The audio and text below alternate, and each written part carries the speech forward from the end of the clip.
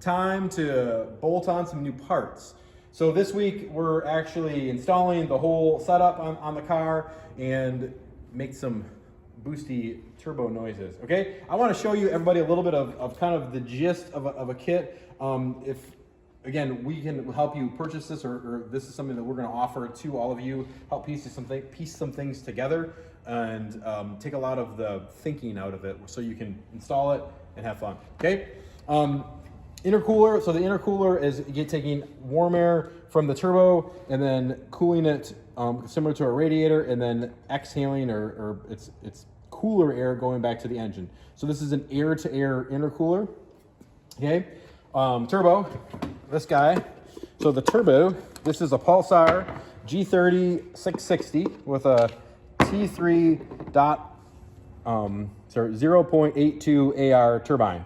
Billet wheel, this is ball bearing, it's oil lubricated and water cooled, which we are going to use. So what's going on is the exhaust coming in through this end spins our turbine, okay, and then sucking air in through here, compressing air, pushing air out to the engine to give us that oh so beautiful boost.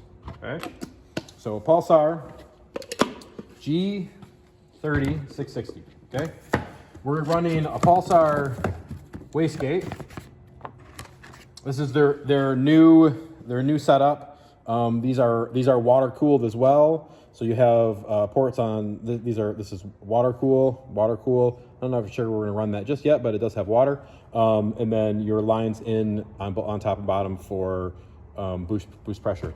One thing that people forget or sometimes screw up in an install is this guy. This is a fire ring. This is super important.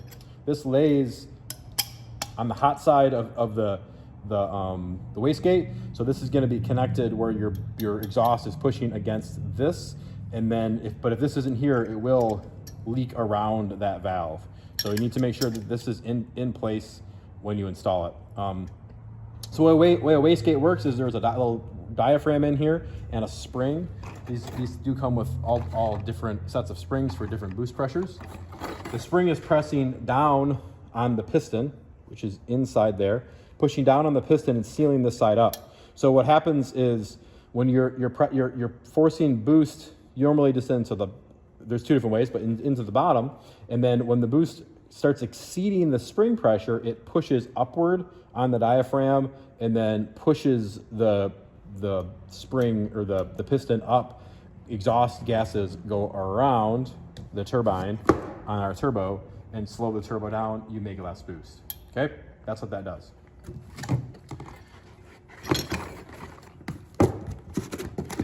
Now, if you get a kit from us, a lot of this will be put together. So in the setup of here, you see some couplers or some silicone couplers, some clamps, and then some just raw aluminum tubing. I still have to fabricate this on my car. So if you're buying a setup from us, this would be done and it would be all set up, cut to length, everything. It's just gonna bolt in. You're gonna have the idle air control valve port is in there. There'll be a port or a coolant temps or air temp sensor into that. It all will be done. Now, some people are running, there's really not much of a need to run blow off valves anymore with modern turbos. This is a cheap eBay turbo or blow off valve that I will install. I don't know if I'm going to always have a vacuum line connected to it. I'll probably put the biggest spring I can in it so it keeps it slammed shut most of the time, but I will install one of these. So what this is doing is when you lift the throttle and you're creating a ton of vacuum in the intake manifold, there's a port that goes onto this, and what this does is it opens this valve, pops open, and it's gonna exit all that boost coming out of that are now in the charge pipes. It lets it out of the system, okay?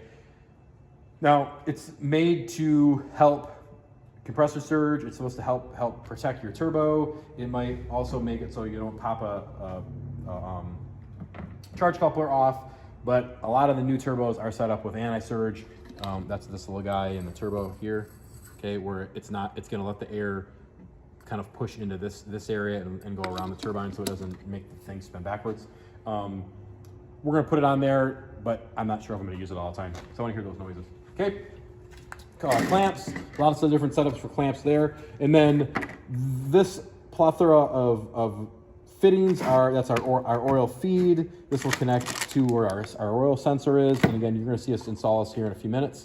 And then oil drain, water, coolant, feed and return to the turbo, and all of that fun stuff, okay? Here is our exhaust manifold that we're gonna run. This is a cast unit from E28 Goodies or made by the Kangaroos. It's cast, it's very tight and compact. Port on the bottom for our wastegate, and it is dual scroll, okay? New nuts for the manifold, and then new exhaust gaskets also for the manifold, which more than likely we'll see, hopefully will work with this different cast manifold. This bag is V-band for the turbo, and a gasket for the turbo, and an oil line for the turbo. This all comes with the Pulsar setup. And if you're looking for need a turbo, you need any parts, let us know because we can help you out. We can help you out with that. Okay, so that's like a little quick run through of what parts go into the turbo kit. Now the engine already has bigger injectors. It's currently running 42-pound injectors. We probably need a little bit bigger than that, but depending again what your power goals are, it's going to really determine what size injector you have. Our system already has our standalone on it, which you've seen us in previous videos install. It has our spicy brown wasted spark setup on it. So it's really not a lot at this step to make the thing go faster and make those beautiful turbo noises. So I guess without any more chit-chatty, let's get to the beautiful bean footage. We'll put this turbo on and get her rocking and rolling. All right, let's get to it. Next step is to get our manifold on. Mine I did tap for an EGT sensor, and then there's a boost reference or a boost back pressure. Yours wouldn't have that. This is more for testing and for data. So one nice thing about this Kangaroos E28 Goodies manifold is you can use the stock heat shielded gaskets. So those will slide over your studs on the engine. And if your studs came out, install new ones now. Those slide on like that. And then our manifold will slide on the studs like so, okay? And then you just have 6 on the top and 6 on the bottom. The bottom ones might be a little bit, they're easy to get to from the top even. Okay, so those will be 6 and 6, and we'll show you that here in a little time-lapse stuff as we do it. Next thing, intercooler. So if you notice, the intercooler is already mocked up on my car, but I'm just gonna show you how that works. This is an eBay intercooler, which we can help you source, or would come with a kit from us, and then we make this bracket here to mount the intercooler. This bracket mounts, it's made for late model cars with plastic bumpers, but it will work on early cars, and I'll explain that here. So you do need to pull off both bumper shocks.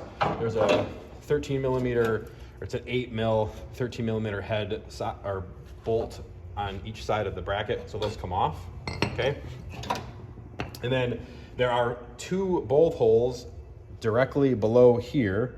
We can show you that here down underneath. There's 2 that are already in the frame rail, and the bolts are going to drop through this hole. So you need to drop them down through. Why don't you can see where they're at down inside that hole, right there, and then they're try to get right there. Okay. So those come down, and then you're going to bolt this bracket in across the whole thing. Okay, so this bracket is slotted. We have 2 slots in it, and the reason that's there is if you're running AC or not AC, that lets you move the intercooler in or out to give you more space for whatever fan you might be running in between there. You will have to cut that valance quite a bit to reach around your intercooler, just because if you're running AC and it's out further, you have to cut more. And the reason we have the slots is you can then cut less if you don't have air conditioning. So there'll be 2 bolts that are coming up through here. There are 2 little spacers you see it sitting on the bottom there. and then they just tighten up. So if I loosen it, I'll show you how it can slide. Maybe have it going that way. So your intercooler can slide in and out and give you more space based on whatever fan you have in there or AC. Now remember, you do need to have a grill and everything has to clear, so I would push it in as far as you possibly can to start, and then that's gonna give you the most space. Depending on what intercooler you get, this mount here does have to get cut off. I've already cut it off this intercooler. Use a hacksaw, angle grinder, Sawzall, whatever you want, because it gets close there. And then you also will get this bracket. This bracket will then secure the top part of your intercooler, okay? So this is slotted just like the lower ones. And what I would suggest doing is getting your intercooler where you want it to be, sliding this bracket in, and then making a mark about, with a paint pen or something, make a mark on this angle bracket, and then pull the whole intercooler out, bolt this onto the intercooler wherever you made your mark, and then you can tighten it because you can't get a wrench in here otherwise very easily. And then you can slide the whole thing in there, tighten these two bottom ones, and then drill a hole right there where that one fits, bolt her in. Okay, just like so. So the manifold's on, we need to get the turbo on next, and we need to actually adjust and clock the turbo. So when I say clock, what that means is you're rotating the center section of the turbo. That's where your oil feed and drain are coming to, and your coolant lines. So on a Pulsar turbo or any other turbo, really any turbo, they work similar. They'll have a V-band or bolts that go all the way around on the hot side, and then there's bolts that go for the compressor. So we're gonna actually pull the entire compressor and center section out, so it'll make it a lot easier for us to bolt on the turbine. In this case, it's just an 11 millimeter, and we'll loosen this guy up. Then see how it'll start to twist and turn. So now you can rotate that center section to get your oil feed and drain where you need it to be. And we probably could actually get to the nuts here in the car, but it'll make it a lot easier if we just pull this apart and do it out of the car and then put it back together in the car. So we'll pull this clamp right off. And then you can very gently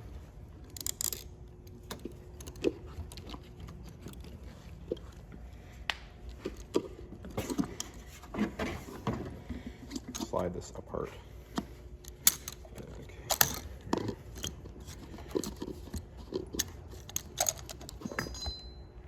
Like so. So now we have the turbine housing is separate from the center section, which is where all the bits are happening, and then our compressor on this side.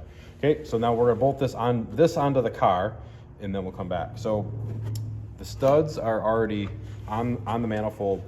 This is a fancy washer. It's called a Nordlock washer, and what it has is there's serrated edges on both sides, and then in the middle there's also serrated. And what happens is the two different types of serrations will help keep the nut locked on. So these are integral. Put the Nordlock on, and then you'll have just a standard nut. Crank it down, and it won't go anywhere. Okay, so let's come over to here with our turbine housing. We need a gasket.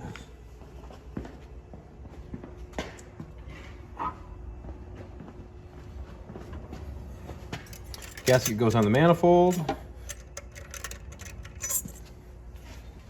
Turbine housing goes on. And then you're gonna put those Nordlocks on and then run your nuts on it and tighten it up. Okay, so we're working on clocking the turbo. We have our coupler connected. There is about an inch cut off of the small side. So you're gonna cut about an inch off of that coupler to clear everything. And then you're clocking the turbo so that your oil drain and your oil feed are as vertical as possible, but you have to kind of think of what you're working around. So down here, here's our oil drain coming off the turbo, and then there's a 45 AN fitting screwed on there lightly right now, and we're clearing the frame rail. So let me kind of show you how that looks, and then I'll explain what you need to do next. So we'll go under the car and hopefully see that oil drain. So you can see where the oil drain's kind of snaking around that frame rail. You kind of can see it in there. Yeah, see, it's just kind of coming right around that.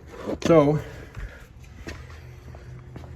your center section, this is fixed. We have to work around our turbine housing. This can rotate here, and then this can rotate on this. So what we're doing is all of these will get locked, but they need to rotate accordingly.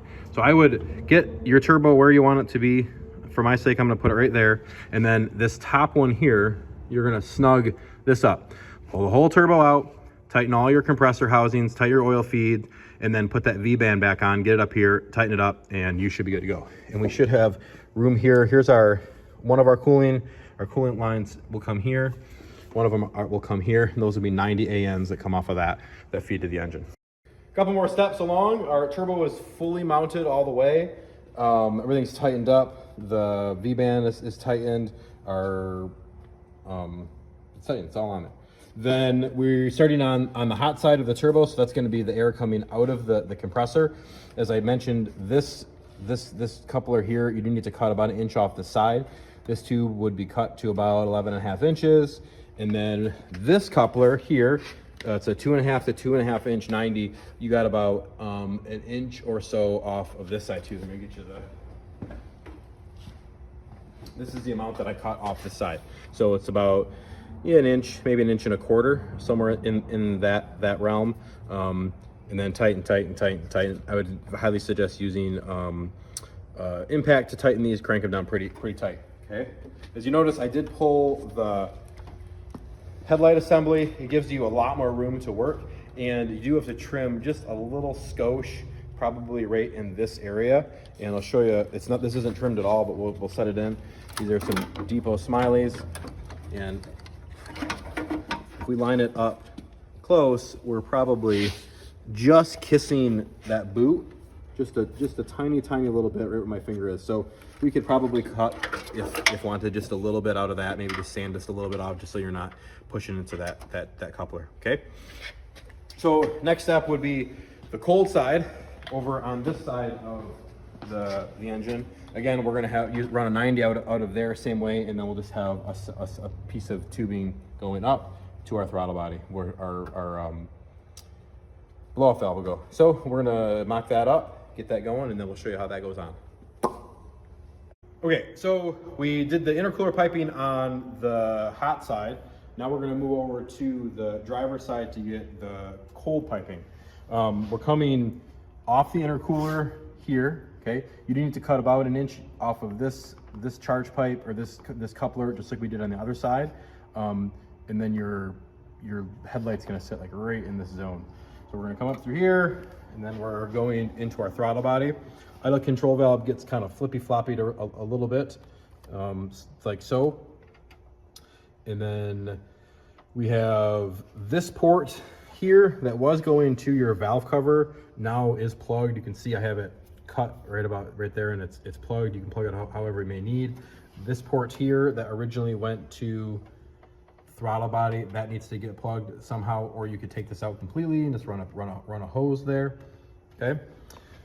We are running a blow-off valve currently. This may or may not be used all the time. Many turbos don't really need them anymore. This vacuum line is going to where your old the old evap solenoid was connected on the bottom of the throttle body. So then that's seen vacuum, okay? The turbo we're running is oil lubricated and coolant cooled. So it is water cooled. So we're connecting into the back of the block where normally the throttle body heater would have connected. We're replacing that port with an AN fitting and then an AN connection. It might be difficult to see, but we could try to pop in here and look. I can kind of poke. I'd come right through this area if you can. So down here where my finger is pointing, maybe not. Hard to get the light. Yeah, it's pretty much impossible. You can just see it right there. There's our light, our line.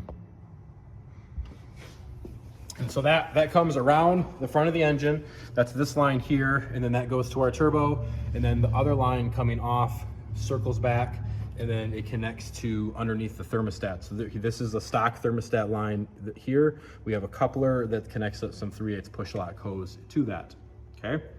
Air temp sensor is in the charge pipe, just like it was before. So everything is hunky-dory. All right, so now the turbo, I guess, as I mentioned, is oil lubricated. So we have to pull oil off the engine somewhere. The way we're doing it is we're pulling it off of where the pressure sensor went, and there's Vibrant sells a fitting that works just perfect for that. So we're gonna put the car up in the air and show you how that works. So here we are under the car. Our oil pressure sensor is right here, okay?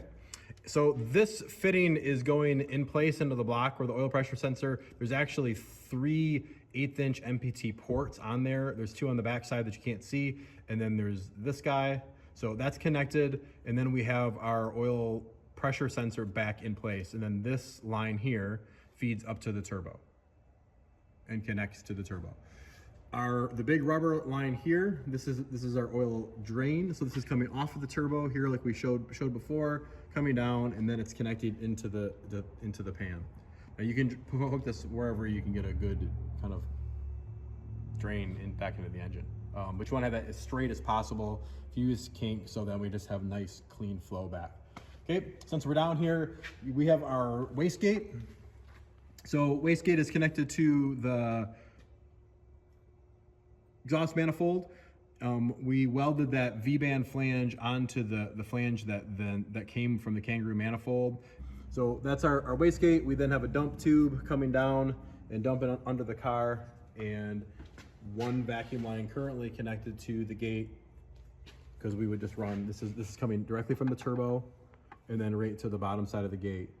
So eventually, if we end up running a boost controller, we might hook this up a little bit different, but for now, we're just gonna go straight off spring pressure, about 12 PSI, and see what you do, okay? So feed, and then you got your everything's back kind of in place as it needs to be. So it's kind of it. Downpipe is on. The car doesn't have exhaust on it yet, but we can start it, and we will do that. We'll do that here in a moment.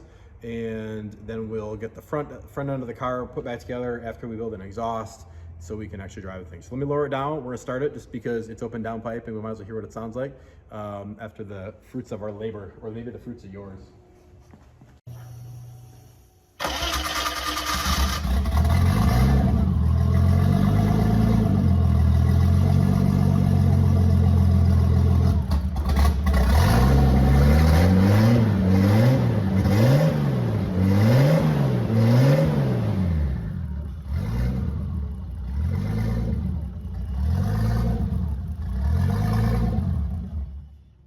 So obviously, idle's probably gonna need a little bit of adjustment now because we have different charge piping and everything is coming to the engine differently. So that will happen. Let's get some exhaust on the car, front end on the car, so we can drive it. So onward.